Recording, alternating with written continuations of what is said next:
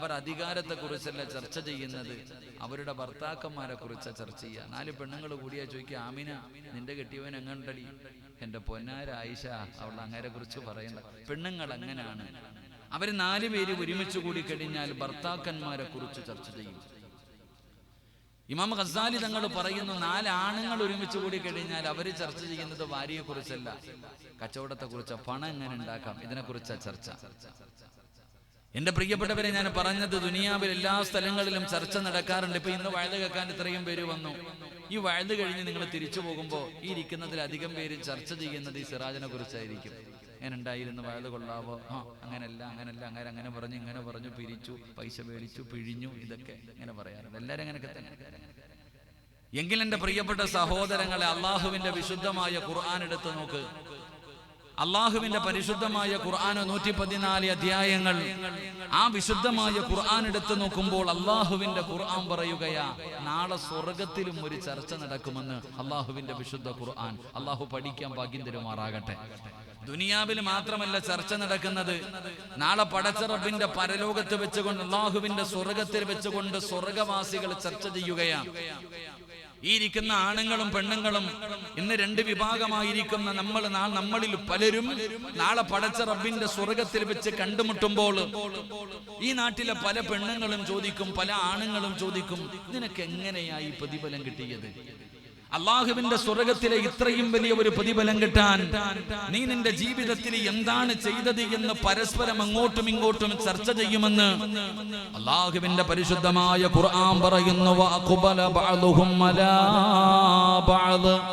ശുദ്ധമായ ഖുർആൻ പറയുന്ന നാളെ പടച്ചുറപ്പിന്റെ അനുഗ്രഹങ്ങൾ കൊണ്ട് നിറച്ച സ്വർഗമുണ്ടല്ലോ, ആ സ്വർഗത്തിലാണ് ചർച്ച നടക്കുന്നത്. അള്ളാഹുവിന്റെ സ്വർഗത്തിൽ വെച്ച് എന്താണ് സ്വർഗമെന്ന് പറഞ്ഞാൽ, ഈ സദസ്സിലിരിക്കുന്ന ഓരോ മനുഷ്യനും, ഈ സദസ്സിലിരിക്കുന്ന ഓരോ മനുഷ്യന്റെയും ജീവിതത്തിലെ ഏറ്റവും വലിയ മോഹം എന്താണ്? നിസ്കരിക്കുന്നതും ഖുർആൻ ഓതുന്നതും നോമ്പ് പിടിക്കുന്നതും വഅദ് പറയുന്നതും വഅദ് കേൾക്കുന്നതും സദഖ കൊടുക്കുന്നതും എല്ലാം ചെയ്യുന്നത് സ്വർഗത്തിന് വേണ്ടിയാണ്. ഒരു സുബ്ഹാനല്ലാഹ് പറഞ്ഞ അതിനു പകരം അല്ലാഹുവിനോട് ചോദിക്കുന്നു, അല്ലാഹ് എനിക്ക് നീ സ്വർഗം തരണേ അല്ലാഹ്. എല്ലാവരും അല്ലാഹുവിനോട് ചോദിക്കുന്നത് സ്വർഗമാണ്. അതാണും പെണ്ണും ചോദിക്കുന്നവരുണ്ട്. നിസ്കരിക്കുന്നവനും നോമ്പ് പിടിക്കുന്നവനും ഖുർആൻ ഓതുന്നവനും സദഖ കൊടുക്കുന്നവനും സ്വലാത്ത് പറയുന്നവനും ചോദിക്കുന്നത്, പടച്ചവനെ സ്വർഗം തരണേ തമ്പുരാനെ. എങ്കിൽ വെള്ളിയാഴ്ച ദിവസം പോലും പള്ളിക്കകത്ത് ജുമഅയ്ക്ക് പോലും പോകാതെ കള്ള് കുടിച്ചുകൊണ്ട് വ്യഭിചരിച്ചുകൊണ്ട് പലിശ തിന്നുകൊണ്ട് നടക്കുന്ന വൃത്തികെട്ടവനുണ്ടല്ലോ, അവനും പറയുന്നത്, പടച്ചവനെ എനിക്ക് സ്വർഗം തരണമെന്നാണ്. എല്ലാവരുടെയും അഭിലാഷം സ്വർഗമാണ്, എല്ലാവരുടെ ആഗ്രഹം സ്വർഗമാണ്. എങ്കിൽ അല്ലാഹുവിന്റെ റസൂൽ അവിടെന്ന് പറയുകയാ, ആ പടച്ച റബ്ബിന്റെ സ്വർഗത്തിൽ വെച്ചുകൊണ്ട് പരസ്പരം ഒരു കുടുംബമുണ്ടല്ലോ, ഒരു കുടുംബം പരസ്പരം നാളെ സ്വർഗത്തിൽ നിന്നുകൊണ്ട് ചർച്ച ചെയ്യുകയാണ്. എങ്ങനെയാണ് ഫാത്തിമ, എങ്ങനെയാണ് ആയിഷ, നിനക്ക് അല്ലാഹു ഈ പ്രതിഫലം തന്നത്? നീയും നിന്റെ കുടുംബവും ഈ സ്വർഗത്തിലും നിങ്ങൾ ഒരുമിച്ചാണല്ലോ, എങ്ങനെയാണ് നിങ്ങൾക്ക് ഈ സ്വർഗം കിട്ടിയതെന്ന്, സ്വർഗത്തിലെ ഇത്രയും വലിയ പദവി കിട്ടിയതെന്ന് പരസ്പരം ചോദ്യം ചെയ്യുമെന്ന്, പരസ്പരം ചർച്ച ചെയ്യുമെന്ന് അല്ലാഹുവിന്റെ ഖുർആൻ പറയുകയാ. എന്റെ പ്രിയപ്പെട്ട ചെറുപ്പക്കാരാ, സ്വർഗമെന്ന് പറഞ്ഞാൽ എന്തെന്നറിയുമോ? എന്തിനാടാ സ്വർഗം ആഗ്രഹിക്കുന്നതെന്നറിയുമോ? എല്ലാവരുടെയും ജീവിതത്തിലെ അഭിലാഷമാണ് സ്വർഗത്തിൽ പോകണമെന്ന്. എങ്കിൽ അല്ലാഹുവിന്റെ പ്രവാചകൻ പറഞ്ഞല്ലോ, സ്വർഗം കിട്ടാ ദുആ ചെയ്യണം. എങ്ങനെയാണ് ദുആ ചെയ്യേണ്ടത്? വെറുതെ അല്ലാഹുവിനോട് സ്വർഗം ചോദിച്ചാ പോരാ, ഏതെങ്കിലും സ്വർഗം ചോദിച്ചാ പോരാ. അല്ലാഹുവിന്റെ പ്രവാചകൻ തന്റെ സ്വഹാബത്തിനോട് പറഞ്ഞു കൊടുക്കുന്നു, യാ സ്വഹാബാ സല്ലൂ അൽ ഫിർദൗസ്. നിങ്ങൾ അല്ലാഹുവിനോട് സ്വർഗം ചോദിച്ചാൽ ഏത് സ്വർഗം ചോദിക്കണമെന്നറിയുമോ? ഏതെങ്കിലും സ്വർഗം ചോദിച്ചാ പോരാ. അല്ലാഹുവേ നീ എനിക്ക് എനിക്ക് സ്വർഗം തരണേ എന്ന് ചോദിച്ചാ പോരാ, ചോദിച്ചാൽ ഏത് സ്വർഗം ചോദിക്കണമെന്നറിയുമോ? ജന്നാത്തുൽ ഫിർദൗസ് എന്ന് പറയുന്ന സ്വർഗമുണ്ടല്ലോ, അല്ലാഹുവിന്റെ സ്വർഗത്തിലെ 100ാമത്തെ പദവിയായ ജന്നാത്തുൽ ഫിർദൗസ് എന്ന് പറയുന്ന സ്വർഗമുണ്ടല്ലോ. അല്ലാഹുവിന്റെ റസൂൽ അവിടുന്ന് സ്വർഗത്തെ കുറിച്ച് പരിചയപ്പെടുത്തിയപ്പോ അവിടുന്ന് പറഞ്ഞു, സ്വഹാബാ ഇന്ന ഫിൽ ജന്നതി മിഅത ദറജ വഅലാഹാ ജന്നാത്തുൽ ഫിർദൗസ്. നബി അവിടുന്ന് പറയുകയാ, മോനെ ജന്നാത്തുൽ ഫിർദൗസ് എന്ന് പറയുന്ന സ്വർഗമുണ്ടല്ലോ, അത് 1ാമത്തെ സ്വർഗമല്ല, സ്വർഗത്തിലെ 1ാമത്തെ പദവിയല്ല, 2ാമത്തെ പദവിയല്ല, 50ാമത്തെ പദവിയല്ല, 75ാമത്തെ പദവിയല്ല, 99ാമത്തെ പ്രതിഫലമല്ല. അല്ലാഹുവിന്റെ സ്വർഗത്തിലെ ഏറ്റവും ഉയർന്ന പദവിയാണ്, 100ാമത്തെ സ്വർഗമാണ് ജന്നാത്തുൽ ഫിർദൗസ് എന്ന് പറയുന്ന സ്വർഗമെന്ന് നബി മുഹമ്മദ് മുസ്തഫ സല്ലല്ലാഹു അലൈഹി വസല്ലമ തങ്ങൾ പറയുമ്പോ ചോദിക്കടാ ചെറുപ്പക്കാരാ, അല്ലാഹുവിനോട് എപ്പോൾ ദുആ ചെയ്താലും പറയണം, തമ്പുരാനേ എനിക്ക് ഫിർദൗസ് എന്ന് പറയുന്ന സ്വർഗം തരണേ അല്ലാഹ് എന്ന് ദുആ ചെയ്യണേ ചെറുപ്പക്കാരാ. എന്റെ പ്രിയപ്പെട്ട പെങ്ങളെ, സ്വർഗമെന്ന് പറഞ്ഞാൽ അല്ലാഹുവിന്റെ പ്രവാചകൻ സ്വർഗത്തിൽ നിന്ന് കടന്നു വന്നപ്പോ ഇസ്രായിന്റെയും മിഅ്റാജിന്റെയും അത്ഭുതകരമായ യാത്ര നടത്തിയിട്ട് അല്ലാഹുവിന്റെ പ്രവാചകൻ തന്റെ സ്വഹാബത്തിന്റെ മുന്നിലേക്ക് കടന്നു വന്നിട്ട് അവിടുന്ന് പറഞ്ഞു കൊടുത്തു, സ്വഹാബാ സ്വർഗം കണ്ട് സ്വഹാബ, സ്വർഗത്തിലെ കൊട്ടാരങ്ങളും സ്വർഗത്തിലെ അരുവികളും സ്വർഗത്തിലെ പഴങ്ങളും സ്വർഗത്തിലെ പദവികളും സ്വർഗത്തിലെ പാനീയങ്ങളും സ്വർഗത്തിലെ പെണ്ണുങ്ങളെ കുറിച്ച് പോലും അല്ലാഹുവിന്റെ പ്രവാചകൻ തന്റെ സ്വഹാബത്തിനോട് പറഞ്ഞു കൊടുക്കുകയാ. എന്താണ് സ്വർഗമെന്നറിയുമോ? മഹാനായ തഴവ ഉസ്താദ് പറയുന്നുണ്ട്, അതിലുണ്ട് മുന്തിരി തോട്ടവും റുമ്മാനും, രസമുള്ളതാ കദളിപ്പഴം തിന്നാനും, താരാട്ടു പാടാൻ തോഴിമാർ പലരുണ്ട്, കൈമുട്ടുവാൻ ചില ദാസിമാർ വരവുണ്ട്, മണിയില്ല റബ്ബേ വാങ്ങുവാനാ വീട്, കൊതിയുണ്ട് വല്ലാതെപ്പോഴും അതിനോട്, അതിലേക്കു നീയൊരു പാസുത മന്നാനേ, അതു നിന്റെ പക്കൽ മാത്രമാഹന്നാനേ. സ്വർഗത്തിലെല്ലാവർക്കും 33 വയസ്സാ, എല്ലാവർക്കും 33 വയസ്സ്. അവിടെ പ്രായമുള്ളവരില്ല, കറുത്തവരില്ല, ഇരുനിറമുള്ളവരില്ല, എല്ലാവർക്കും 33 വയസ്സ്. എല്ലാവർക്കും യൂസുഫ് നബിയുടെ സൗന്ദര്യമാ. പടച്ചവനെ, അവിടെ കഷ്ടപ്പാടില്ല, രോഗമില്ല, ജോലിയില്ല, ദുരിതമില്ല, ദുഃഖമില്ല, പട്ടിണിയില്ല, ഒന്നുമില്ല. ഒരാളും അവിടെ ജോലിക്ക് പോകണ്ട, ഒരാളും നിന്നെ തടയാനില്ല, ഒരാളും നിസ്കരിക്കാൻ പറയാനില്ല, ഒരാളും വഅദ് പറയാനില്ല. കള്ളു കുടിക്കണോ പൊന്നുമോനെ, വയറ് നിറച്ച് കുടിക്കാമടാ. അല്ലാഹുവിന്റെ സ്വർഗത്തിന്റെ അനുഗ്രഹങ്ങളെ കുറിച്ച് പ്രവാചകൻ പറഞ്ഞു കൊടുത്തിട്ട് അവിടുന്ന് പറയുന്നു, സ്വഹാബാ പോവുകയാണെങ്കിൽ എവിടെ പോകണമെന്നറിയുമോ? എന്റെ പ്രിയപ്പെട്ട പെങ്ങള്, സ്വർഗത്തിൽ പോയാ ഏതെങ്കിലും സ്വർഗത്തിൽ പോയാ പോരാ, പോകുവാണെങ്കിൽ ജന്നാത്തുൽ ഫിർദൗസിൽ പോകണം. ആ സ്വർഗം നീ അല്ലാഹുവോട് ചോദിക്കണേ എന്ന് ആദരവായ പ്രവാചകൻ നബി മുഹമ്മദ് മുസ്തഫ സല്ലല്ലാഹു അലൈഹി വസല്ലമ തങ്ങൾ പറയുമ്പോ അല്ലാഹുവിന്റെ ജന്നാത്തുൽ ഫിർദൗസ് എന്ന് പറയുന്ന സ്വർഗമുണ്ടല്ലോ, അത് പ്രവാചകന്മാര്, അമ്പിയാക്കള്, ശുഹദാക്കള്, സഹാബാക്കള്, അല്ലാഹു ഇഷ്ടപ്പെട്ടവര് മാത്രം കടന്നു പോകുന്ന സ്വർഗമാണ് ജന്നാത്തുൽ ഫിർദൗസ്. അവിടെ പോകണമെങ്കിൽ ഇങ്ങനെ നടന്നാ പോരാ. ആ ജന്നാത്തുൽ ഫിർദൗസ് എന്ന് പറയുന്ന പ്രവാചകന്മാര് കിടക്കുന്ന സ്വർഗത്തിലെ 100ാമത്തെ പദവിയായ ആ ജന്നാത്തുൽ ഫിർദൗസ് എന്ന് പറയുന്ന സ്വർഗമുണ്ടല്ലോ, ആ സ്വർഗത്തിൽ പോകണമെങ്കിൽ വെറുതെ പോകാൻ കഴിയില്ല. അതിന് ചില കഷ്ടപ്പാടുണ്ടെന്ന് ആദരവായ പ്രവാചകൻ നബി മുഹമ്മദ് മുസ്തഫ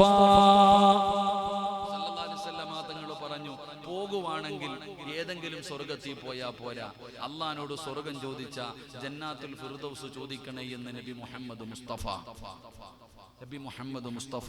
സല്ലല്ലാഹു അലൈഹി വസല്ലം. പോകുവാണെങ്കിൽ അല്ല പറയണേ, എടുക്കുവാണെങ്കിൽ ഇത്തിരി നല്ല വണ്ടി എടുക്കണം എന്ന് പറയണ പോലെ, ഇത്തിരി ഓഡിയോ വല്ല ബെൻസോ അങ്ങനെയൊക്കെയുള്ള വണ്ടി എടുക്കണമെന്ന് പറയും. വെക്കുവാണെങ്കിൽ നല്ലൊരു വീട് വെക്കണം, കെട്ടുവാണെങ്കിൽ നല്ല പണമുള്ള വീട്ടിൽ നിന്ന് കെട്ടണം എന്നൊക്കെ ചെറുപ്പക്കാർ പറയണ പോലെ മക്കളെ പോകുവാണെങ്കിൽ നല്ല സ്വർഗത്തിൽ പോകണം.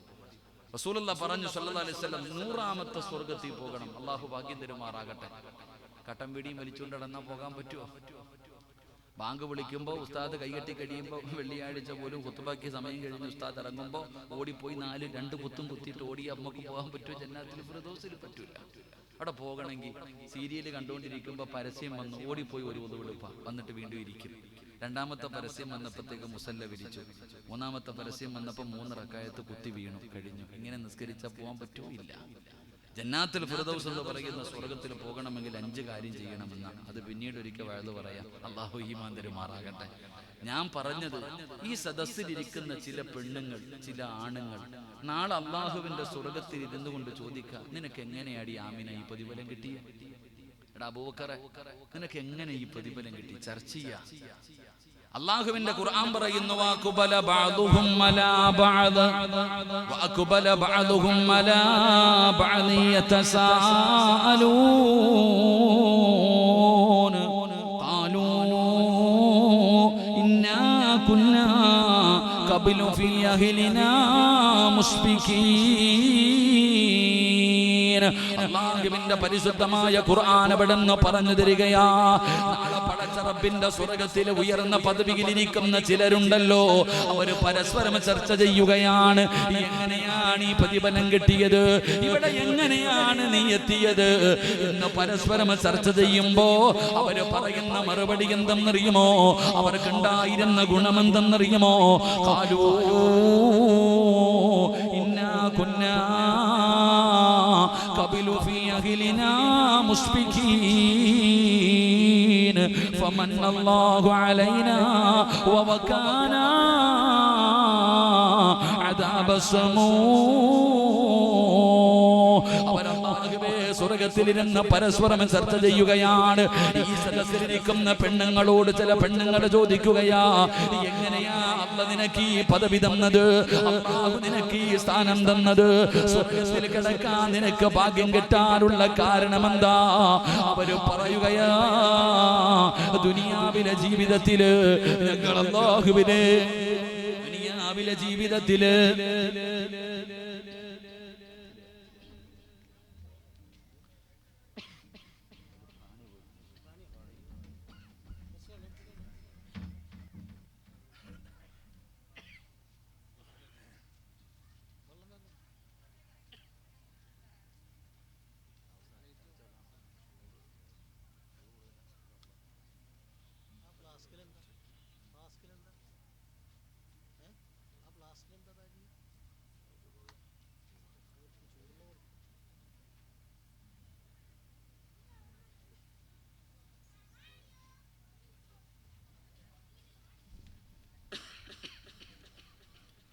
വയല് കേൾക്കാൻ പ്രമാണിമാരില്ലെങ്കിലും കുറച്ച് പ്രാണികളെങ്കിലും ഉണ്ട്.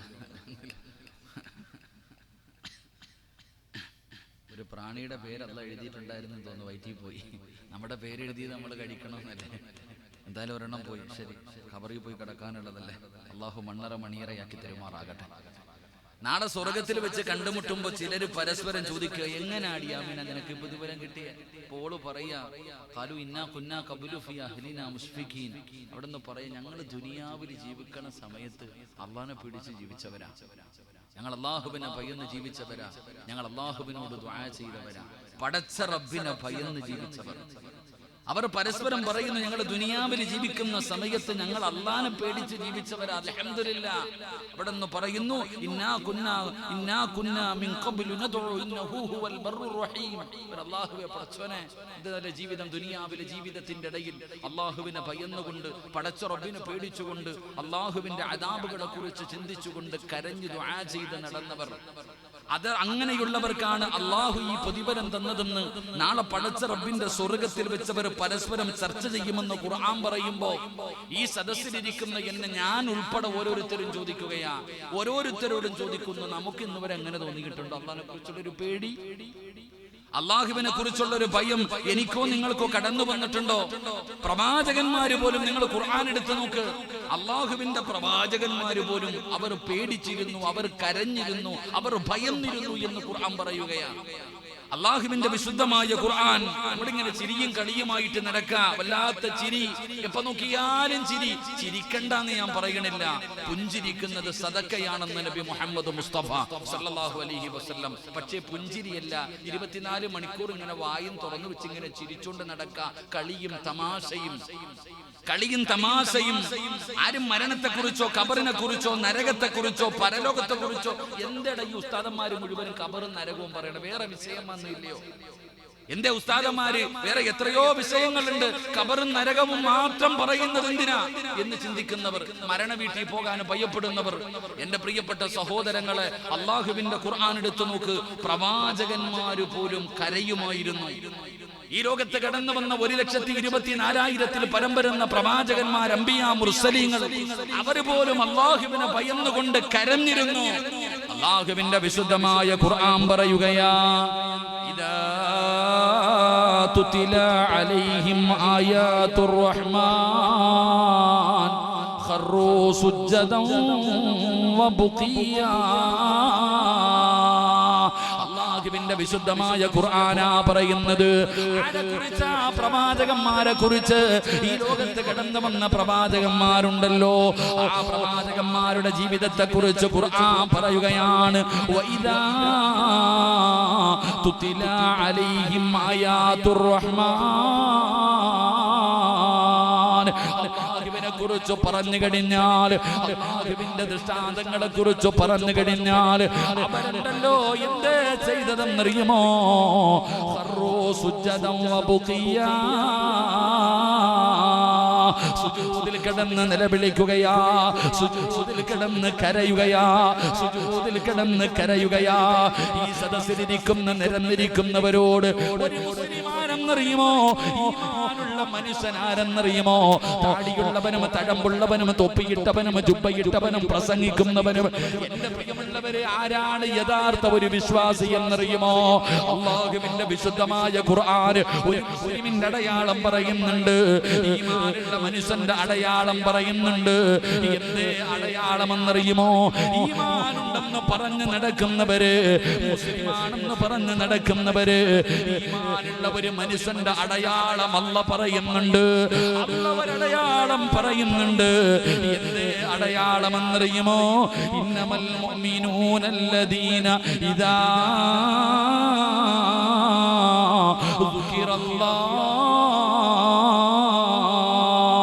അല്ലാഹുവിന്റെ ഖുർആൻ പറഞ്ഞ അടയാളമാ, ഒരു മുഅ്മിനായ പെണ്ണിന്റെ അടയാളമാണ്, ഒരു മുഅ്മിനായ മനുഷ്യന്റെ അടയാളമാണ്.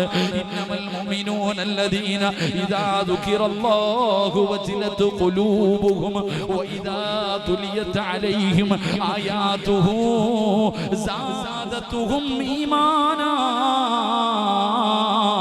വഅലാ റബ്ബിഹിം യതവക്കലൂൻ. അടയാളം എന്തെന്നറിയുമോ? ഈ സദസ്സിലിരിക്കുന്ന ഏതെങ്കിലും ഒരു പെണ്ണിന്റെ മുന്നില്, ഏതെങ്കിലും ഒരു ആണിന്റെ മുന്നില് അല്ലാഹുവിനെ കുറിച്ച് പറയപ്പെട്ടാൽ, അല്ലാഹുവിന്റെ ദൃഷ്ടാന്തങ്ങളെ കുറിച്ച് പറയപ്പെട്ടാൽ, അല്ലാഹ് എന്ന പേര് പറഞ്ഞ അവരുടെ ഹൃദയങ്ങൾ പിടയ്ക്കുകയാണ്. അല്ലാഹ് എന്ന പേര് കേട്ടപ്പോഴേ അവരുടെ ഹൃദയങ്ങൾ പിടയ്ക്കുകയാ. വജിലത്ത് ഖുലൂബുഹും വഇദാ തുലിയത് അലൈഹിം ആയാതുഹു സാദതുഹും ഈമാനാ. ജീവിതത്തിൽ ചെയ്തു പോയ പാപങ്ങൾ മുഴുവനും പടച്ച റബ്ബിന്റെ മുന്നിൽ ഏറ്റു പറഞ്ഞ് നിലവിളിച്ചുകൊണ്ട് അവര് തൗബ ചെയ്തുകൊണ്ട് മടങ്ങുകയാണ്. അവരുടെ ഈമാൻ വർദ്ധിക്കുമെന്ന് ഖുർആൻ പറയുമ്പോ, ഒരു യഥാർത്ഥ വിശ്വാസിയുടെ അടയാളം പറഞ്ഞത്, ഒരാളുടെ മുന്നിൽ അല്ലാഹ് എന്ന് പറഞ്ഞ അവൻ കരയും. ഒരു വിശ്വാസിയുടെ മുന്നിൽ അല്ലാഹ് എന്ന് പറയുന്ന പേര് പറഞ്ഞ അപ്പ തന്നെ നിലവിളിച്ചുകൊണ്ട് കരഞ്ഞുകൊണ്ട് തൗബ ചെയ്തിട്ട് റബ്ബിലേക്ക് മടങ്ങും. ഖുർആൻ പറഞ്ഞതാണ്. നമ്മുടെ മുന്നിൽ ഒരു വട്ടമല്ല 1,00,000 പ്രാവശ്യം പറഞ്ഞാൽ നമ്മുടെ കണ്ണ് നിറയും, നമ്മുടെ ഹൃദയം പിടയ്ക്കും. ഒന്നുമില്ല. എന്റെയോ നിങ്ങളുടെ ഹൃദയം പിടയ്ക്കുകയോ ഒന്നും ചെയ്യാറില്ല. പിന്നെ നമ്മളൊക്കെ ഇങ്ങനെ നെളിഞ്ഞു നടക്കുകയാ. മുഅ്മിനാണ്, വിശ്വാസിയാണ്, സ്വർഗം കിട്ടുമെന്ന് പറഞ്ഞിട്ട് ഇങ്ങനെ നടക്കുക. അല്ലാഹു കാത്തിരക്ഷിക്കുമാറാകട്ടെ. അതുകൊണ്ട് എൻ്റെ പ്രിയപ്പെട്ട സഹോദരങ്ങളോട്, മുഅ്മിനീങ്ങളോട് ഞാൻ പറയുന്നു, ഒരുപാട് ചിരിക്കരുത്. റസൂലുള്ളാഹി സ്വല്ലല്ലാഹു അലൈഹി വസല്ലം തങ്ങൾ പറഞ്ഞു, വലാ തുക്സിരിൽ ലഹിക ഫഇന്ന കസുറത്തുൽ ലഹികി തുമീതുൽ ഖൽബ. ഒരുപാട് ചിരിക്കരുത്, കരയണം. ഒരുപാട് ചിരിക്കാൻ പാടില്ല, ഒരുപാട് കരയാനാ അല്ലാഹുവിന്റെ റസൂൽ സല്ലല്ലാഹു അലൈഹി വസല്ലം തങ്ങൾ പഠിപ്പിച്ചത്. അപ്പൊ ചോദിക്കും, എന്തിനാ ഉസ്താദെ കരയുന്നേ? എന്തിനാ ഉസ്താദെ കരയുന്നേ? ചിരിച്ചാൽ എന്തെങ്കിലും പ്രയോജനമുണ്ടോ? പുഞ്ചിരിക്കാനാ മുത്തനബി പഠിപ്പിച്ചത്. പുഞ്ചിരിച്ചാൽ സദക്കയുടെ കൂലി. പക്ഷെ ആ ചിരി പുഞ്ചിരി അല്ലാതായി കഴിഞ്ഞാൽ വലിയ നഷ്ടമാണ്. എങ്കിൽ പ്രവാചകൻ പറഞ്ഞു, നിങ്ങൾ കരയണം. എന്റെ റസൂലുള്ള പറഞ്ഞത്, ദുആ ചെയ്യുന്ന സമയത്ത് പോലും ഞാനും നിങ്ങളും കരയാറുണ്ടോ? പോട്ടെ, എല്ലാം പോകട്ടെ, പ്രസംഗം കേൾക്കുമ്പോ കരയണ്ട, ചുമ്മാതെ ഇരിക്കുമ്പോ കരയണ്ട, ദുആ ചെയ്യുന്ന സമയത്തെങ്കിലും ഞാനും നിങ്ങളോ കരയാറുണ്ടോ? എങ്കിലും മുത്തുനബി പറഞ്ഞത് നിങ്ങൾ കരയാനാ. റസൂലുള്ളാഹി സ്വല്ലല്ലാഹു അലൈഹി വസല്ലം തങ്ങൾ പറഞ്ഞു, യാ അയ്യുഹന്നാസ് തുബ്കൂ ഫഇല്ലം തബ്കൂ ഫതബാകൂ. നിങ്ങൾ കരയുന്നവരെ പോലെ, നിനക്ക് ദുആ ചെയ്യുന്ന സമയത്ത് കരയാൻ പറ്റുന്നില്ലെങ്കിൽ എന്റെ പൊന്നാര ആയിഷ ഒന്ന് അഭിനയിക്കെങ്കിലും ചെയ്യും മോളെ. അള്ളാന്റെ റസൂൽ സല്ലല്ലാഹു അലൈഹി വസല്ലം തങ്ങൾ പറഞ്ഞു, നീ ദുആ ചെയ്യുന്ന സമയത്ത് നിനക്ക് കരച്ചിൽ വരുന്നില്ലെങ്കിൽ എന്ത് ചെയ്യണം? അഭിനയിക്കാനാ പറഞ്ഞേ. അതിന് പറഞ്ഞു തരേണ്ട കാര്യമില്ലല്ലോ. ഒന്ന് കരയുന്നവരെ പോലെ അള്ളാന്റെ മുന്നിൽ ഒന്ന് അഭിനയിക്കുകയെങ്കിലും ചെയ്യണം. അങ്ങനെ നീ അഭിനയിക്കുകയെങ്കിലും ചെയ്താലേ നിനക്ക് രക്ഷയുള്ളൂ. ഇല്ല, അഭിനയിക്കാൻ പോലും നിനക്ക് മനസ്സില്ലെങ്കിൽ അള്ളാന്റെ റസൂൽ സല്ലല്ലാഹു അലൈഹി വസല്ലം തങ്ങൾ പറഞ്ഞു, ഒരുപാട് കരയേണ്ടി വരും മോളെ, ഒരുപാട് കരയേണ്ടി വരും. റസൂലുള്ളാഹി തങ്ങൾ പറയുന്നു, നരകവാസികൾ കരയും. കരഞ്ഞ് കരഞ്ഞ് കരഞ്ഞ് കണ്ണുനീര് തീർന്നാൽ കണ്ണീ കൂടെ രക്തം ഇങ്ങനെ ഒഴുകും. കരഞ്ഞ് കരഞ്ഞ് കരഞ്ഞ് കണ്ണുനീര് തീർന്നു കഴിഞ്ഞാൽ പിന്നെ കണ്ണീ കൂടെ ഇങ്ങനെ രക്തം ഒലിക്കും നരകവാസി. ഹദീസിന്റെ പണ്ഡിതന്മാര് പറയുന്നു, നരകവാസിയുടെ കണ്ണുനീരിന്റെ മുകളിൽ കൂടെ കപ്പൽ ഓടിക്കാൻ പറ്റുമെന്നാ പറയണേ. അള്ളാഹു കാത്തിരക്ഷിക്കുമാറാകട്ടെ. അതുകൊണ്ട് എൻ്റെ പ്രിയപ്പെട്ടവരോട് പറയുന്നു, ഇന്നിവിടെ നിന്ന് പിരിയുമ്പോൾ കരയാതെ ഒരാൾ പോലും പിരിയരുത്. നിങ്ങൾ നിലവിളിക്കണമെന്ന് ഞാൻ പറയുന്നില്ല, നിങ്ങൾ പൊട്ടിക്കരയണമെന്ന് ഞാൻ പറയുന്നില്ല. ഈ സദസ്സിൽ ഒരുമിച്ചുകൂടി എല്ലാവരും ഇന്നിവിടെ നിന്ന് ദുആ ചെയ്ത് പിരിയുമ്പോൾ നിങ്ങളുടെ കണ്ണിൽ നിന്ന് ഒരു തുള്ളി കണ്ണുനീരെങ്കിലും താഴെ വീണം. അങ്ങനെ താഴെ വീണ അല്ലാഹ് നിനക്ക് 5 പ്രതിഫലം തരുമെന്ന് നബി മുഹമ്മദ് മുസ്തഫ സല്ലല്ലാഹു അലൈഹി വസല്ലമ തങ്ങൾ പറയുന്നു, ഇന്ന് ഈ സദസ്സിൽ നിന്ന് പിരിയുന്നതിന് മുമ്പ് ഒരു തുള്ളി കണ്ണുനീര് നിന്റെ കണ്ണിൽ നിന്ന് താഴെ വീണ ഓസിനാരും കരയണ്ട, വെറുതെ ആരും കരയണ്ട. നിങ്ങൾ ആരെങ്കിലും ഒരു തുള്ളി കണ്ണുനീര് താഴെ വീണ നിനക്ക് അല്ലാഹു 5 പ്രതിഫലം തരും. അല്ലാഹു ആ പ്രതിഫലം എനിക്ക് നിങ്ങൾക്ക് നൽകി അനുഗ്രഹിക്കുമാറാകട്ടെ. ഇൻഷാ അല്ലാഹ് ഒന്ന് കരഞ്ഞുകൂടെ മനസ്സുള്ളവരൊക്കെ ഒന്ന് കൈപൊക്കിക്കുക. ഉസ്താദെ, ഇന്ന് ഇവിടെ നിന്ന് പിരിയുമ്പോ ഒന്ന് കരയും, കൈപൊക്കിക്കുക, നല്ലതുപോലെ പൊക്കിക്കോ. റഹ്മാനായ അല്ലാഹുവേ, പടച്ചവനെ, ഇന്നീ സദസ്സിൽ ഇരുന്നു കൊണ്ട് തൗബ ചെയ്യുമ്പോ കരയാമെന്ന് കരയുന്നവർ കൈപൊക്കാൻ പറഞ്ഞപ്പോ പടച്ചവനെ, ഈ പൊക്കിയവർക്ക് ഈ ഒറ്റ നന്മയ്ക്ക് പകരം നീ സ്വർഗം കൊടുക്കണേ അല്ലാഹുവേ. പടച്ചവനെ, അല്ലാഹുവേ, ഇന്നീ സദസ്സിൽ ഇരുന്നു കൊണ്ട് തൗബ ചെയ്യുമ്പോൾ കണ്ണിൽ നിന്ന് ഒരു തുള്ളി കണ്ണുനീര് താഴെ വീഴിപ്പിക്കുമെന്ന് നിയ്യത്ത് ചെയ്യുന്നവർ കൈപൊക്കാൻ പറഞ്ഞപ്പോ ആരെല്ലാം ഈ സദസ്സിൽ ഇരുന്നു കൊണ്ട് കൈപൊക്കിയോ, മരിക്കുന്ന കാലം വരെ ഒരാളുടെ മുന്നിലും കൈനീട്ടി യാചിക്കേണ്ട ഗതികേട് കൊടുക്കല്ലേ അല്ലാ. പടച്ചറപ്പേ, മരിക്കുന്ന സമയത്ത് സ്വർഗത്തിന്റെ ചിത്രം കണ്ടുകൊണ്ട് വെള്ളിയാഴ്ച രാവിലെ ഒരു ഷഹീദിനെ പോലെ മരിക്കാൻ ഈ കൈപൊക്കിയവർക്ക് ഭാഗ്യം കൊടുക്കണേ അല്ലാ. പടച്ചവനെ, നാളെ പരലോകത്ത് കടന്നു വരുമ്പോ അല്ലാഹുവേ നന്മ തിന്മ എഴുതിയ കിതാബ് ഈ ഉയർത്തിയവരുടെ വലങ്കയിൽ കൊടുത്ത് അനുഗ്രഹിക്കണേ അല്ലാ. പടച്ച റബ്ബേ ഈ കൈപൊക്കിയവരുടെ കൈകൊണ്ട് മഹാനായ നബി മുഹമ്മദ് മുസ്തഫ സല്ലല്ലാഹു അലൈഹി വസല്ലമ തങ്ങളുടെ കയ്യിൽ നിന്ന് ഹൗദുൽ കൗസർ വാങ്ങി കുടിക്കാൻ നീ ഭാഗ്യം കൊടുക്കണേ അല്ലാ. ഈ സദസ്സിലിരുന്നു കൊണ്ട് കരയുമെന്ന് തീരുമാനിച്ചവർ, ഒന്ന് അഭിനയിക്കാനെങ്കിലും തയ്യാറായവർ, ഈ കൈ പൊക്കിയവർക്ക് മുത്തുനബിയുടെ ശഫാഅത്ത് കൊടുക്കണേ അല്ലാ.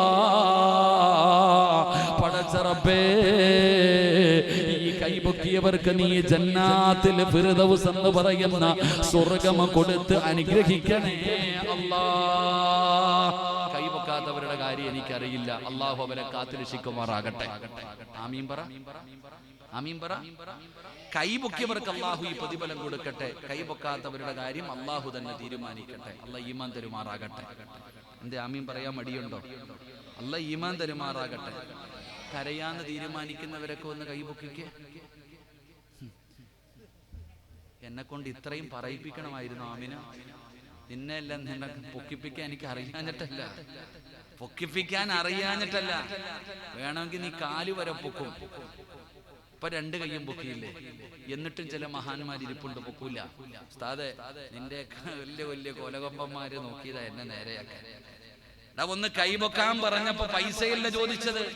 ദുആ ചെയ്യുമ്പോ ഒരു തുള്ളി കണ്ണിനീരില്ലെങ്കിൽ ഒന്ന് അഭിനയിക്കാൻ പറഞ്ഞപ്പോ അതിനു പോലും മനസ്സില്ലാതെ നെഞ്ചു വിരിച്ചിരുന്ന ആരെങ്കിലും ഈ സദസ്സിലുണ്ടെങ്കിലേ നിനക്ക് അന്ന് തരുന്ന ഒരു പ്രതിഫലം പറഞ്ഞിട്ട് ഇന്ന് വഅദ് പറയുന്നത്.